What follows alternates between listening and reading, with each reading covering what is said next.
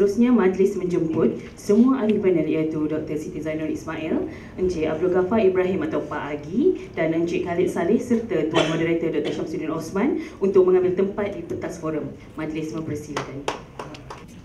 Yang pertama kepada Dr. Siti, puisi itu apa sebenarnya? Okay. Bertiga-tiga akan menjawab, puisi itu apa di tangan mereka? Adakah Dr. Siti melihat daripada tulisan itu nak dipindahkan kepada puisi atau apa? Apa puisi itu? 5 minit dia. Okay.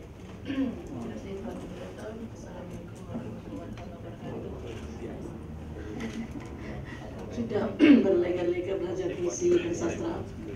Satu saja titik yang saya temui apabila ayahanda saya, Profesor Ali Hashmi, mengatakan puisi itu adalah suara batinmu yang suci. Jadi waktu itu usia saya baru 35 tahun jumpa beliau, ya, seorang ulama yang sanggup menerima anak perempuan yang memakai skirt dan tanpa tudung dan rambut waktu itu masih afro look, ya. Jadi bila saya tanya, Pak, saya makan pakaian begini, katanya batin yang suci itu apapun yang dipakai akan dinilai dengan baik kalau hatinya suci dan bersih. Dan kami baca puisi di depan masjid. Masjid itu Masjid Al-Quba, iaitu di kawasan pergunungan di Takengon. Waktu itu masih lagi suasana perang, Gayo, daerah Gayo. Jadi balik kepada dunia kita di sini, kerana saya pelukis, sebenarnya puisi itu kebetulan belajar waktu kita tingkatan 5 dan tingkatan 6 saja, dan tidak menarik langsung cara penyampaiannya, kan, cuma untuk lulus saja. Tapi puisi hanya tumbuh dengan sendiri apabila kita terus bekerja.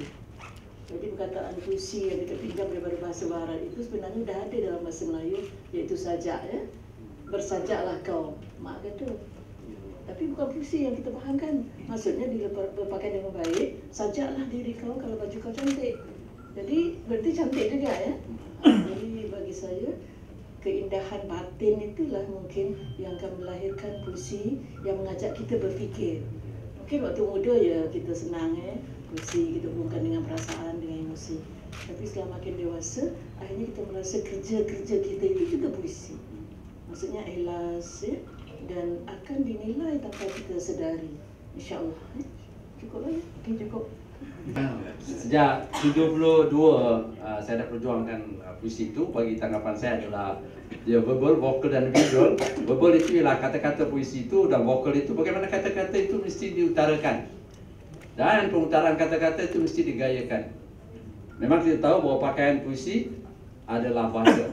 Pakaian puisi adalah bahasa. Bahasa itu neutral dan natural. Jadi pulang pada masing-masing pengarang itu untuk memberi pakaian apa, gaya apa. Jadi saya memang tidak lari dari konsep ini, iaitu konsep 3V ini, verbal, vocal dan visual, dan memang ditolak pada awal-awalnya oleh para establishment sastra. Dan saya tak kisahlah ditolak dan apa. Yang penting saya tidak menolak teori saya tidak menolak saya punya konsep. Sebab kita masing-masing pengarang ni dia hidup sekali aja. Dan kalau mantra itu dipopularkan oleh Sutari Kazim Bahri, mantra, ya, dan dia perjuangkan mantra itu sebagai satu ekspresi yang hidup.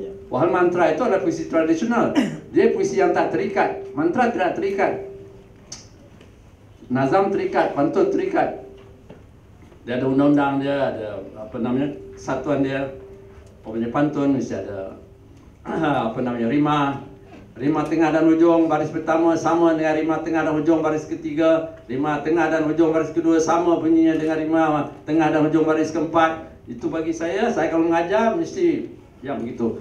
Jadi ya alhamdulillah kita dah perjuangan lama 72, dan saya buat satu apa namanya my words, iaitu mempertahankannya, iaitu konsep saya. Dan 79 saya tambah lagi satu konsep. Pertama ialah puisi audiovisual 72, dan ke 7 tahun kemudian 79 puisi ingin berber dan beryang-yang. Saya rasa itu dulu lah. Okay, itu. Saya saja nak bagi bakar sikit lah. Ya, betul. Siapa tak setuju dengan 3V saya boleh tanya Ustaz lagi. Maybe konkretisasi anda, pemberian makna anda pada puisi saya. tidak tak sampai, tak kisahlah tak sampai, ya, lebih tak sampai. Ya, terima Ya, kasih Doktor. Pak Agi. Satu kenyataan yang berani. Ya, pasal aku dah berjuang 10 tahun tak kalah kena kot. Tidak beranjak Pasal dari pendirian. posisi saya lah, saya hanya menang sekali aja, hanya Sastra Malaysia. Sekali aja. 2001, 2002. Okey, cukup Pak Agi. Nanti kita ada perbincangan. Ya, Tahniah. mesti bakal punya. Okey. Baik. Pasal kau pilih aku kan? Baik. Bagaimana pula maksud puisi ataupun puisi yang sekarang menjadi suara batin saudara Khalid Saleh?